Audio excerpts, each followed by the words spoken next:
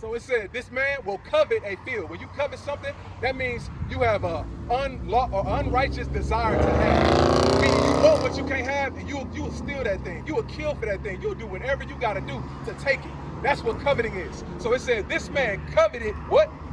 In a coveted field. They coveted the fields. The fields of where? The Midwest, the fields of the South, the fields of the North. They coveted those things. Come on. And take them by violence. And how they take them? By violence. By violence. They took that thing by violence. That's what this man did. So when we go back, go to Deuteronomy 28.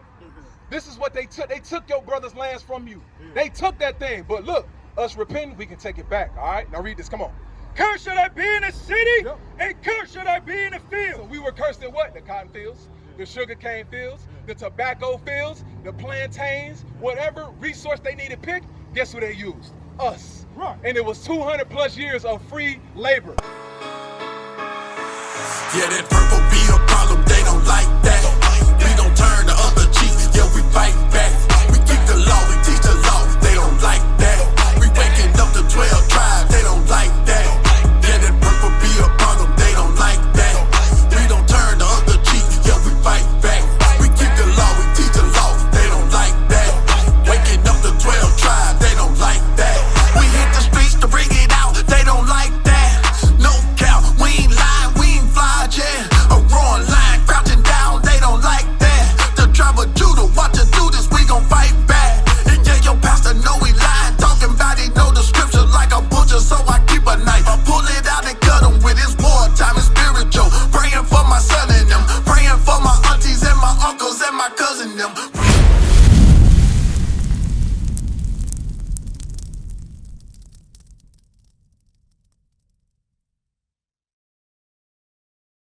What we doing is showing that what? If you so-called African-American, would you say you so-called African-American? All right, well, African-American, where does that term come from? You tell me. How did we get that term?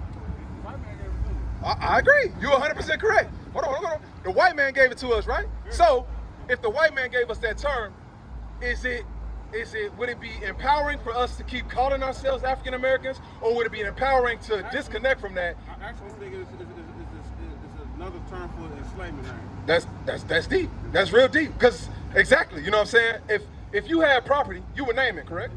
You would give it a title, you would give it a last name, and you give it a title. It's the same way they did with us. So America is named after Amerigo Vespucci. That's an Italian. Italians are Romans. Romans are what people? Romans? Yeah, what color are they? They're white, right? So now, and then Amerigo, what's it called? African American. And then Africa is named after Leosipius Africanus. That was another Roman general that conquered Africa and named it after himself. Yeah. So we know the history of the white man. He goes around conquering all nations and then naming them what he wants. Okay. Same way he did with so-called America, right? Okay. Because whose land was his prior to them getting here? I thought it was, I actually thought it was... Give you a hint. They're your brothers, right here. All right. I got it. So-called Indians, yes. But they weren't calling themselves Indians. You was calling yourself before he came and took your nationality. Yeah. You was like, hey, I'm Judah. That's my nationality. That's who I be. And they were saying, we're Gad. Yeah, okay. We're Reuben. We're Issachar, Naphtali. But you notice, what you notice about this sign? Tell me what you notice. Go to Deuteronomy 28. So here, it say the 12 tribes of Israel. Okay. So this is all what?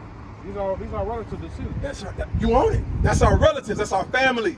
This is our people right here, and these are the people of God as well. Right. But now we got to figure out, why are we calling ourselves African American and black?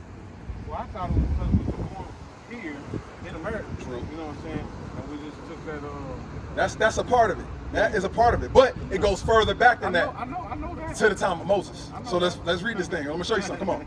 Deuteronomy 28 and verse 15. But it shall come to pass, if thou wilt not hearken unto the voice of the Lord thy God. So Moses is speaking to the Israelites, all right? The main character of what we're going to talk about right now, the 12 tribes of Israel, who God calls the Israelites, all right? So now, read that again. But it shall come to pass, if thou wilt not hearken unto the voice of the Lord thy God, to observe to do all his commandments and his statutes. So the Israelites were commanded to keep God's what? Yeah, all praise. You want it. Come on. Which I command thee this day. So that day the Lord said, I avouch you to be my people, meaning he took them on to be his. It was non-negotiable. We was his people. We were his possession. You see what I'm saying?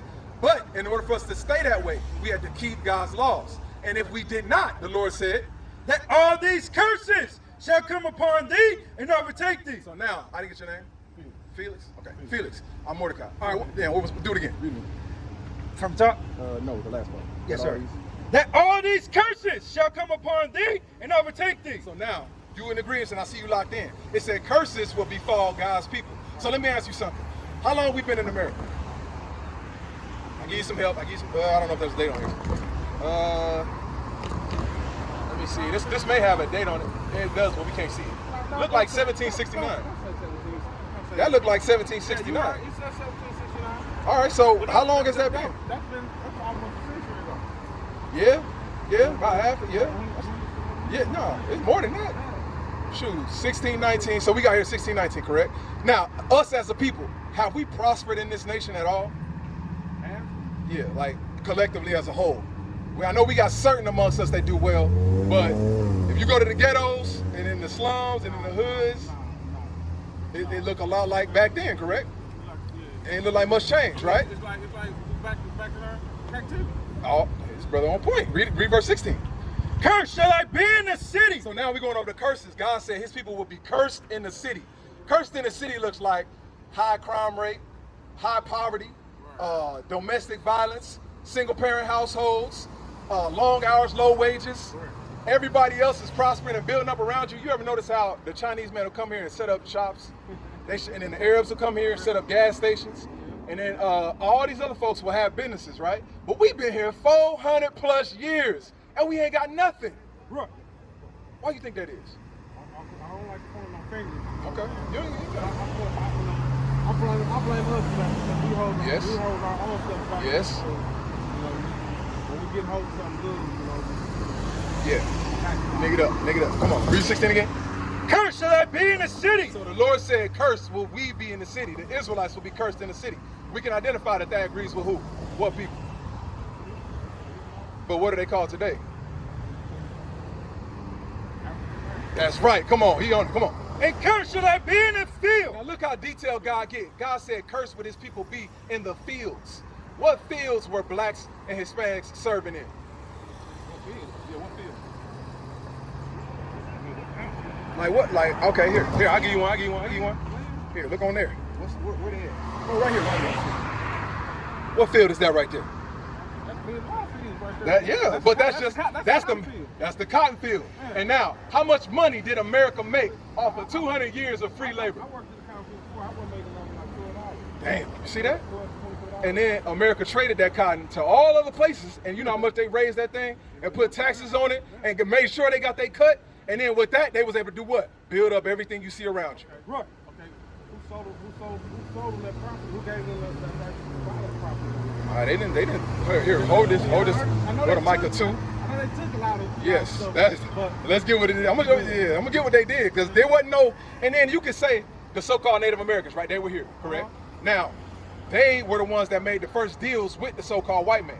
But the white man knew the value of the land. He had already did recon, assessed it, understood there was resources, all that, right? Okay. Now, instead of him giving a fair dollar amount for that land, what did he give them? Trinkets, beads, and beaver skins, and whatever furs. Stuff that didn't matter. You see what I'm saying? Micah 2 and disease blankets to kill them off. That's what they did. Read this.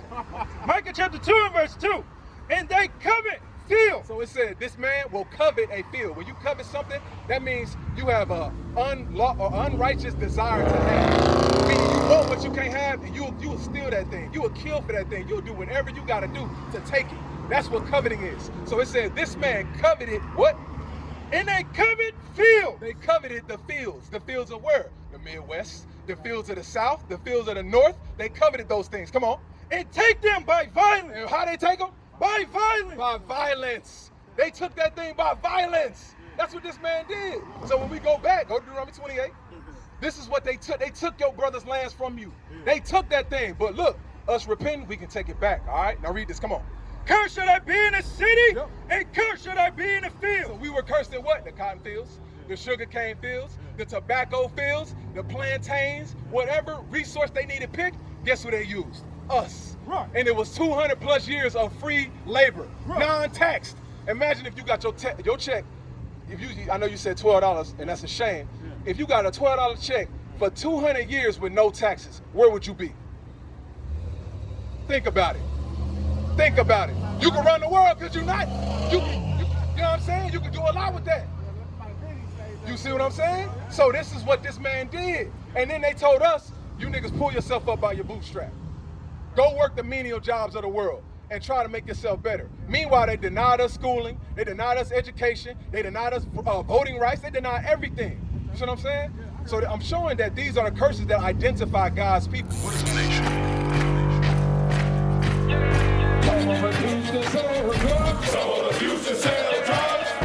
Nation is men leading by example.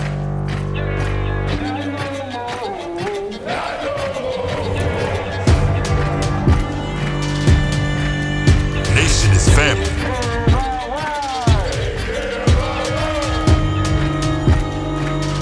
Nation